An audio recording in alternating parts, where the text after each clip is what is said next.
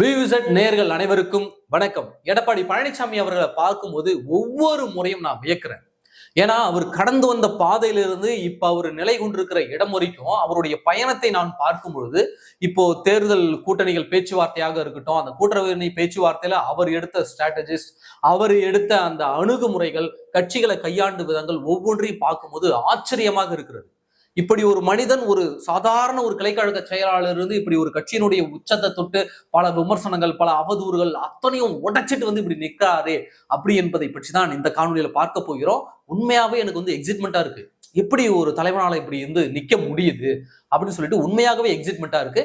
இது வரைக்கும் நம்முடைய இந்த புதிய சேனலை நீங்க சப்ஸ்கிரைப் பண்ணாம இருந்திருந்தா மறக்காம சப்ஸ்கிரைப் பண்ணுங்க. அப்படியே பக்கத்துல இருக்க அந்த பெல் சிம்பலையும் கிளிக் பண்ணிட்டீங்கன்னா நாம போடக்கூடிய வீடியோக்கள் உடனடியாக உங்களை வந்து சேரும். எடப்பாடி பழனிசாமி இவர் மீது ஒரு 5 வருடங்களுக்கு முன்பு, அதாவது எடப்பாடி பழனிசாமி அவர்கள் ஒரு 10 வருடம்னே சொல்லலாம்னு வச்சு 8-9 வருடம் சொல்லலாம். அதுக்கு முன்னாடி எடப்பாடி பழனிசாமி யார் என்றால் இந்த தமிழ்நாட்டுல யாருக்கும் தெரியாது. அவர் முதல்வர் ஆகும் முறை, குவத்தூர்ல அவரை முதல்வராக தேர்ந்தெடுக்கும் முறை, அதற்கு முன்னாடி எடப்பாடி பழனிசாமி என்றால் அவருடைய மாவட்டத்துல தெரியும். ஆனால் தமிழ்நாடு முழுக்க தெரியுமானா நிச்சயம் தெரியாது. அப்போ எடப்பாடி பழனிசாமி அவர்கள் சாதாரண ஒரு கிளைக்கழக செயலாளர் இன்றைக்கு ஒரு கட்சியினுடைய பொதுச் செயலாளர் என்ற அளவுக்கு உயர்ந்து தன்னை எதிர்த்த துரோகிகள், எதிரிகள் அத்தனை பேரையும் வீழ்த்தி ஆட்சியையும் காப்பாற்றி, மாநிலத்தில் இருக்கக்கூடிய பிரச்சனை, மத்தியிலிருந்து வந்த பிரச்சனை 2016 அந்த ஆட்சி ஆண்டுல இருந்து நான் சொல்றேன். அவர் வந்து பொறுப்பேற்ற பிறகு 2017 அவர் பொறுப்பேற்ற பிறகு சொல்றேன், இவ்வளவு நெருக்கடிகள், எதிரிகள், துரோகிகள் அத்தனை பேருமே அப்படியே சைலண்டா ஓரம் கட்டிட்டு இன்றைக்கு வந்து ஒரு கட்சியினுடைய பொதுச் செயலாளராக, ஒரு ஆளுமை மிக்க தலைவராக, எதிர்கட்சி தலைவராக இவ்வளவு தேர்தல்களை சந்தித்து தன்னுடைய நிலையை அவர் உறுதிப்படுத்தியிருக்கிறார். அப்படி பார்க்கும் பொழுது உண்மையாகவே எடப்பாடி பழனிசாமி அவர்களின் மீதான ஒரு மரியாதை கூடுகிறது. ஏன் தெரியுமா? மு.க. ஸ்டாலின் அவர்களையும் எடப்பாடி பழனிசாமி அவர்களையும் இருவரையும் ஒப்பிட்டு பார்க்கும் பொழுது யாருக்கு நல்ல தலைவனாக தகுதி இருக்கு அப்படின்னு கேட்டீங்கன்னா நான் எடப்பாடி பழனிசாமி அவர்கள் தான் சொல்லுவேன். ஒருபோது மு.க. ஸ்டாலின் சொல்ல மாட்டேன். ஏனென்றால் அவர் வந்து கலைஞருடைய வாரிசு, பிறக்கும் போதே முதலமைச்சராக பிறந்தவர் தான் மு.க. ஸ்டாலின். ஆனா எடப்பாடி பழனிசாமியினுடைய நிலைமை அப்படி கிடையாது. அடிமட்ட தொண்டனிலிருந்து, அடிமட்ட பொறுப்பிலிருந்து கட்சிக்காக உழைத்து, கட்சிக்காக கொடி கட்டி பேனர் வைத்து கடைசி வரை கட்சியில் விசுவாசமாக இருந்து கட்சியினுடைய நலனை மட்டுமே அவர் கருதி இன்றைக்கு வந்திருக்கிறார். அப்படிப்பட்ட சூழல்ல இன்றைக்கு அதிமுகவினுடைய எதிரிகளே, எடப்பாடி பழனிசாமியினுடைய எதிரிகளே இன்றைக்கு எடப்பாடி பழனிசாமி அவர்களை கொண்டாடுறாங்க, எடப்பாடி பழனிசாமி அவர்களை புகழுறாங்க. உண்மையாவே எனக்கு ஆச்சரியமா இருக்கு. ஏன்னா இவ்வளவு நாள், அதாவது ஒரு 2 வாரத்துக்கு முன்னாடி வரைக்கும் இந்த திமுகவினரும் திமுகவினுடைய ஆதரவு நிலைப்பாடு எடுத்தவர்களும் என்ன மாதிரியான ஒரு நரேட்டிவை செட் பண்ணாங்க, இந்த ஊடகங்கள் என்ன மாதிரியான நரேட்டிவை செட் பண்ணதுன்னா, எடப்பாடி பாஜகவினுடைய அடிமைங்க, இது வந்து அண்ணா திமுக இல்லைங்க, அமித்ஷா திமுகங்க, டெல்லி தாங்க சீட்டை முடிவு பண்ணுது அப்படின்னு சொல்லிட்டு என்னென்ன அவதூறு பரப்பணும் எல்லாத்தையும் பரப்பினாருங்க. இந்த திமுக எல்லாத்தையும் பரப்பினானுங்க. அப்படி பரப்புன அதே திமுக காரணங்க இந்த தொகுதி பங்கீடெல்லாம் முடிச்சாரு பாருங்க எடப்பாடி பழனிசாமி அவர்கள். முடிச்ச உடனே அப்படியே எடப்பாடி பழனிசாமி அவர்களை புகழ ஆரம்பிச்சிட்டாங்க. நாங்க எதிர்பார்க்கலைங்க, எங்களுக்கு எல்லாம் ஷாக்குங்க அப்படின்னு சொல்லிட்டு அப்படியே புகழ ஆரம்பிச்சிட்டானுங்க. அதற்கு காரணம் அவர் மிக சாதுரியமாக, சாணக்கியத்தனமாக காய்களை நகர்த்தியது. புரியுதுங்களா? ஏன்னாக்க இந்த தொகுதி உடன்படிக்கை என்பது வந்து மிகப்பெரிய ஒரு அதிர்ச்சியை ஆளும் தரப்புக்கு, திமுகவுக்கு ஏற்படுத்தி இருக்கிறது. ஏன்னா தமிழ்நாட்டிலே இல்லாத ஒரு கட்சி, இந்தியாவிலேயே அழித்தொழிக்கப்பட்ட கட்சி, அந்த காங்கிரஸ் கட்சிக்கு 28 இடத்தை தூக்கி கொடுத்திருக்கிறது. வெறும் 4% ஓட் பேங்க் இருக்கக்கூடிய காங்கிரஸுக்கு 28 இடங்களை திமுக தூக்கி கொடுத்திருக்கு. தேமுதிக 0.40, அவ்வளவுதான், 1% கம்மியான ஓட் பேங்க் இருக்கக்கூடிய தேமுதிகவுக்கு 10+1 ஒரு ராஜ்யசபா சீட்டு வேற 10+1 தூக்கி கொடுத்தது திமுக. ஆனா எடப்பாடி பழனிசாமி அவர்கள் மத்தியில அசுர பலத்தோடு ஆண்டு கொண்டிருக்கிறது பாஜக, பல மாநிலங்கள்ல ஆட்சி அமைத்திருக்கிறது. தமிழ்நாட்டுல அவங்க ஒரு 11% வந்து நிரூபிச்சிருக்காங்க. அப்பேற்பட்ட அந்த பாஜக கட்சியை 27 இடத்தை கொடுத்து அப்படியே நிறுத்தி இருக்காரு எடப்பாடி பழனிசாமி. இவனுக்கு சொன்னானுங்கல்ல டெல்லி தான் பிரிச்சு கொடுக்கணும், அப்படியே சுக்கு நூறா உடைஞ்சிருச்சு அந்த பிம்பம். இந்த பக்கம் அண்ணன் டிடிவி தினகரன் அவர் மனசு கோணாம அவருடைய தகுதிக்கு ஏற்ற சரியான ஒரு சீட்டு 11 சீட்டை தூக்கி கொடுத்துறாரு. இந்த பக்கம் பாமக அண்ணன் அன்புமணி அவர்களுக்கு 18 சீட்டு. இது ஒருங்கிணைந்த பாமகவா இருந்தா ஒரு 20-22 கொடுத்திருப்பாரு எடப்பாடி பழனிசாமி. இப்போ தந்தை மகன் சண்டையில அது பிரிஞ்சதால ஒரு 18 சீட்டுல நிறுத்தி வச்சிருக்காரு எடப்பாடி பழனிசாமி அவர்கள். அது மட்டும் இல்லாம ஒரு ராஜ்யசபா சீட்டு வேற கொடுத்திருக்கிறாரு. இது மிக சாதுரியமான சாணக்கியத்தனமாக பார்க்கப்படுகிறது. திமுகவுக்கு முட்டு கொடுக்கக்கூடியவர்களே வந்து மெச்சறாங்க. எப்படிங்க இவர் இப்படி முடிச்சாரு? அது ஒரே நாள்ல முடிச்சாருங்க. நீங்க பாருங்களேன், திமுகவுல காங்கிரஸ் கூட ஒரு 2 வாரமா, 1 மாசம் முன்னாடி தான் ஆரம்பிச்சிட்டாங்க. 2 வாரமா போர் அடிச்சானுங்க. உடச்சுக்கிட்டு போயிடும் காங்கிரஸ்ன்ற அளவுக்கு போயிட்டானுங்க. இவனுக்கு அவனுங்களை திட்டாத இது வார்த்தை கிடையாது, இவங்க அவங்கள திட்டாத வார்த்தை கிடையாது. 2 வாரமா போராடி தான் அந்த கூட்டணியை உறுதி பண்ணாங்க. அப்புறம் கம்யூனிஸ்ட் குழுக்கள் கூட 1 வாரம் போராட்டம், விசிகா கூட 1 வாரம் போராட்டம். அப்படி போராடி போராடி மு.க. ஸ்டாலின் கெஞ்சி காலில் விழுந்து கதறி தான் அந்த கூட்டணியை தக்க வச்சிருக்காரு. ஆனா எடப்பாடி பழனிசாமி அவர்கள் ஒரே நாள்ல 3 பெருங்கட்சியிலையும் உட்கார வச்சு இதான் எடுத்துக்கிட்டு போங்க அப்படின்னு பிரிச்சு கொடுத்தது மட்டுமல்லாமல் அடுத்தடுத்த 2 நாட்கள்ல மற்ற கூட்டணி கட்சிகளுக்கும் பிரிச்சு கொடுத்துட்டாரு. புரியுதுங்களா? இதுல பல விமர்சனங்கள் இருக்கு. குறிப்பா தமாகவுக்கு ரொம்ப சவாலான தொகுதிகளை எடப்பாடி பழனிசாமி கொடுத்துட்டாரு. 5 இடங்கள் கொடுத்தாலும் சவாலான இடங்களை கொடுத்துட்டாரு. பாஜகவிற்கு சவாலான இடங்களை கொடுத்துட்டாரு. அதாவது இந்த கூட்டணியை சுமூகமா பங்கீடு பிரிச்சு கொடுத்ததை பொறுக்க முடியாம வைத்தறிச்சல்ல நீங்க பாருங்க, அவங்களுக்கு சவாலான தொகுதியை கொடுத்துட்டாங்கன்னா அப்படி கிளப்ப ஆரம்பிச்சிட்டானுங்க. வைத்தறிச்சல்ல அப்படி கிளப்ப ஆரம்பிச்சிட்டானுங்க. ஆனா நாங்க சொல்றோம், கூட்டணி கட்சிகளாக இருக்கட்டும், நல்லா தெரிஞ்சுங்க, அதிமுகவுக்கு எது நல்லதோ அதை எடப்பாடி பழனிசாமி அவர்கள் செய்திருக்கிறார்.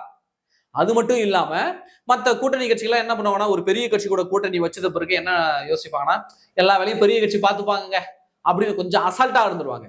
இப்போ இப்படி ஒரு சவாலான தொகுதியாக அது இருந்தாலும் கூட இப்போ அவர்களுக்கு என்ன தோணும் அந்த கூட்டணி கட்சிகளுக்கு? ஆஹா, இந்த இடத்துல நாமளும் ஹார்ட் ஒர்க் பண்ணாதான் வெல்ல முடியும், அப்போ கூட்டணியோடு சேர்ந்து வேலை செய்வோம் அப்படின்னு உத்வேகம் பெற்று அந்த கட்சியினுடைய தொண்டர்கள்லாம் உசுப்பி விட்டு எல்லாரும் சேர்ந்து வேலை செய்வாங்க. அப்ப சவாலான தொகுதியையும் வெற்றி வாய்ப்புள்ள தொகுதியாக மாற்றக்கூடிய சக்தி அதிமுக கூட்டணி கட்சிகளுக்கு இருக்கிறது. அதை அவங்க பாத்துக்குவாங்க. திமுக காரன் ஏன் உள்ள வந்து நின்ற? இவனுக்குதான் புகழ்ந்தானுங்க. இங்க பாருங்க, ஸ்டாலினை குறிப்பிட்டு, ஸ்டாலின் அங்க பாருங்க, திமுக அங்க பாருங்க, எடப்பாடி பழனிசாமி அவ்வளவு வலுவுள்ள ஒரு பாஜகவுக்கு 27 இடத்துல முடிச்சிட்டாங்க, இவனுக்கு செல்லா காசு காங்கிரஸ் 28 கொடுத்துருக்கீங்க, என்ன நியாயம் அது?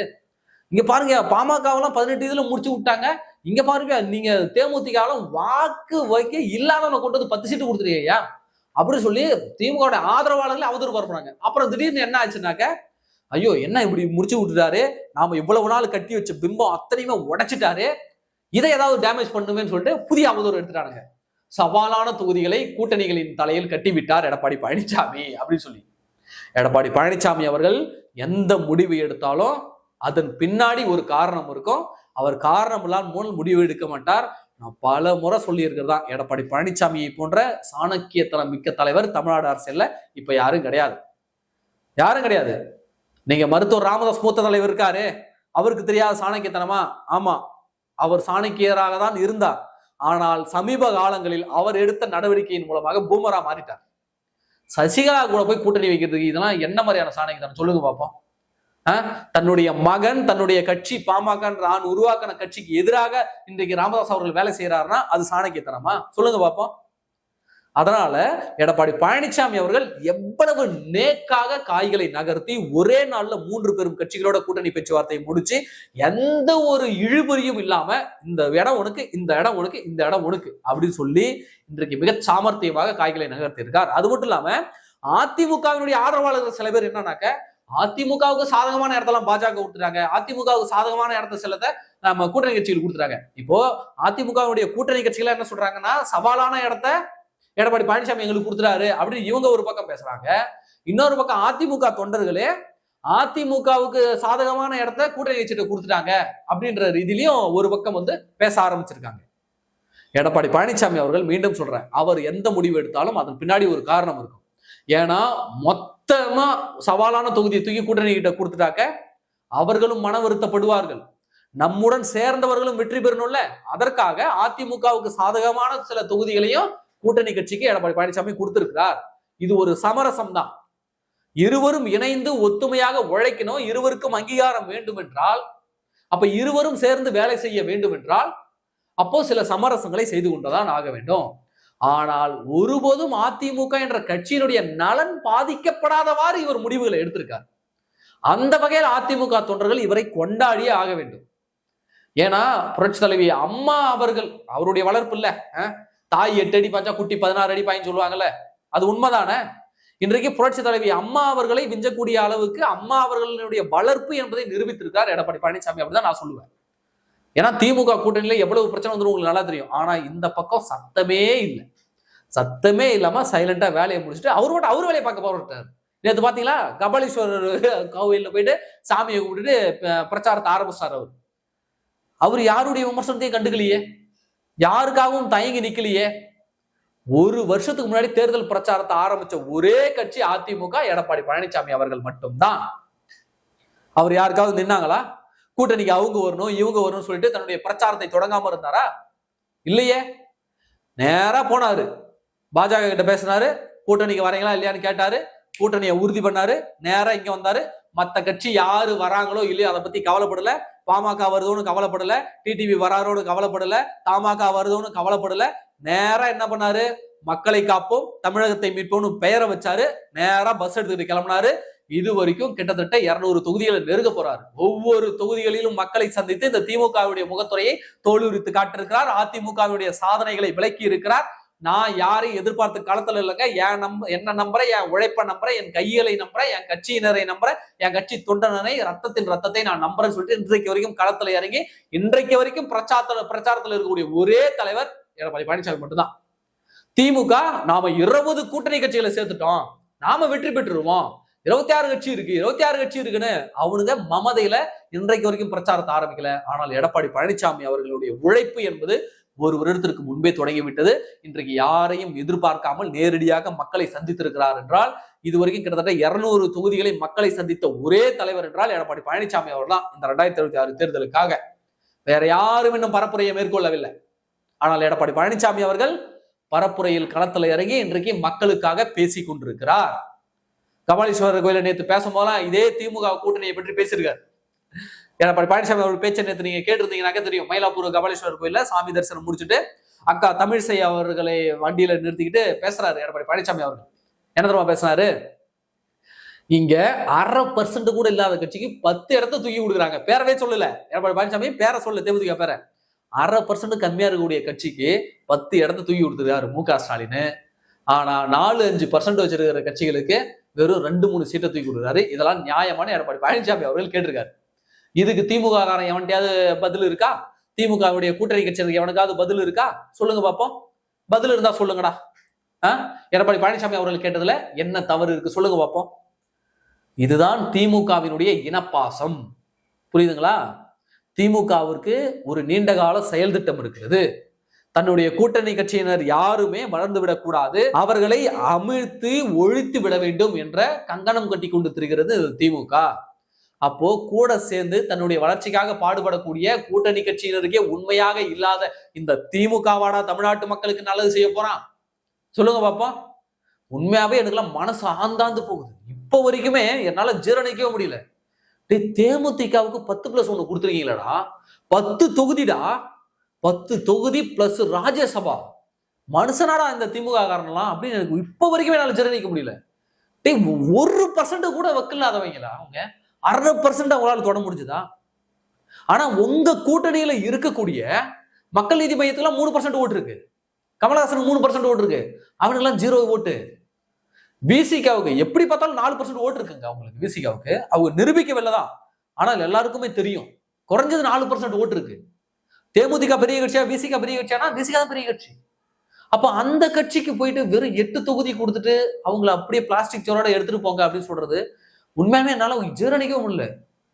உண்மையாவே அன்னையார் அவர்கள் வந்து நல்லா பேரம் பேசி நல்லா அன்னையாருக்கு தான் இப்ப இன்னைக்கு பலன். எப்படி இப்போ ஒரு பெரிய கட்சி ஒரு சிறிய கட்சியை கூட்டணிக்கு கூப்பிடுதுன்னா அந்த சிறிய கட்சியால் அந்த பெரிய கட்சிக்கும் பலன் இருக்கணும், பெரிய கட்சியால் சிறிய கட்சிக்கும் பலன் இருக்கணும். ஆனா தேமுதிகவை திமுகவில் இணைத்ததன் மூலமாக தேமுதிகவுக்கு தான் பலனே தவிர ஒரு துளி கூட பலன் திமுகவை போய் சேரவில்லை. ஏனென்றால் கேப்டன் விஜயகாந்த் அவர்களுடைய தொண்டர்கள் அத்தனை பேரும் இன்றைக்கு அதிமுகவின் பக்கம் இருக்கிறார்கள். தேமுதிக கூட இல்ல, அத்தனை பேரும் அதிமுக பக்கம் திரும்பிட்டாங்க. ஏன் தெரியுமா? அன்னையார் அவர்களுடைய பேரம் அம்பலப்பட்டு அவர்களுடைய இரட்டை வேடம் அம்பலப்பட்டதால் இன்றைக்கு வேதனையோடு யாரை எதிர்த்து கட்சி தொடங்கினாரோ கேப்டன் விஜயகாந்த் அவர்கள், அவருடைய முடிவுக்கு எதிராக அவருடைய கொள்கைக்கு எதிராக அன்னையார் அவர்கள் செயல்படுகிறார்கள் என்று சொல்லி உண்மையான மானமுள்ள கேப்டன் தொண்டர்கள் இன்றைக்கு அதிமுக பக்கம் திரும்பி விட்டார்கள். எனவே தேமுதிகவுடைய வாக்குகளும் அங்கே திமுகவுக்கு போவதற்கு வாய்ப்பில்லை. எனவேதான் நான் மீண்டும் மீண்டும் சொல்றேன், எடப்பாடி பழனிசாமி அவர்களை பார்க்கும்போது எனக்கு வியப்பாக இருக்கிறது.